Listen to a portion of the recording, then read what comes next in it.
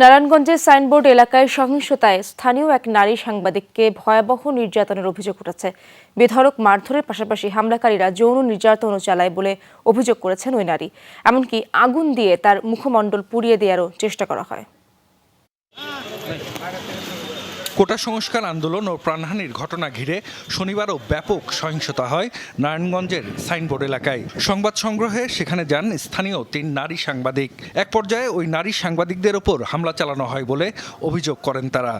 Signboard আমি আসলে ওখানে গেছি, যাওয়ার পরে আমি কোনো ব্যাগ ট্যাগ বাড়ি করি নাই বা মোবাইলে কোনো ভিডিও করি নাই, কিচ্ছু করি নাই, আমি এমনিতে গেছি। মামুন ওনার সাথে আমাদের দেখা, তো উনি বলতেছে যে আমরা তো এই যে গার্মেন্টস পড়াইছি, ওইটা পড়াইছি, এটা পড়াইছি। পরে আমরা তিনজনে ওদিকে গেছি। যাওয়ার পরে একটু আগ করতেছে যে আপনার প্রেস কার্ডটা খুলে ফেলান, একটা লোককে আপনার প্রেস কার্ড খুলে ফেলান। পরে আমি প্রেস কার্ডটা খুলে ব্যাগে করছি, হ্যান্ডও ব্যাগে বসছে। ব্যাগে বলার পরে এই মনে হয় 10 সেকেন্ড আগাইছে। আগানোর পরে করে সাংবাদিক একটা হই দিয়ে সব লোক জড়ে গেল গা, হাজারে লোক জড়ে গেল গা।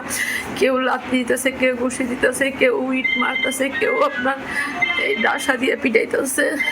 নারী সাংবাদিকের অভিযোগ, হামলাকারীরা বেধড়ক মারধর করেই ক্ষান্ত হয়নি, চালায় যৌন নির্যাতনও। আগুন দিয়ে তার মুখমণ্ডল পুড়িয়ে দেওয়ারও চেষ্টা করা হয়।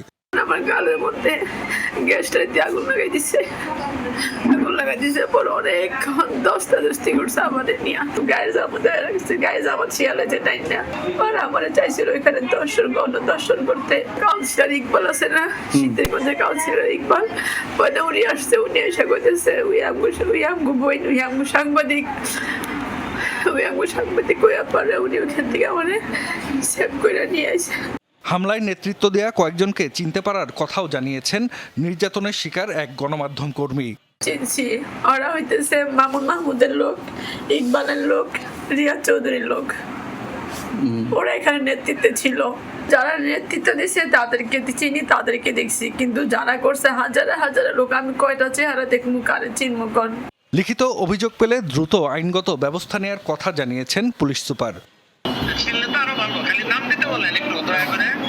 আমি এইভাবে দায়িত্ব পালনের সময় এখানে ছিলাম, ওইখানে যারা অবরোধকারী ছিল বা যারা এই ধ্বংসাত্মক কাজে নিয়োজিত ছিল, তারা আমার গায়ে হাত দিছে বা আমাকে শ্লীলতাহানি করেছে বা আমাকে মারধর করেছে। এইভাবে আমরা একটা মামলা নিয়ে দিব।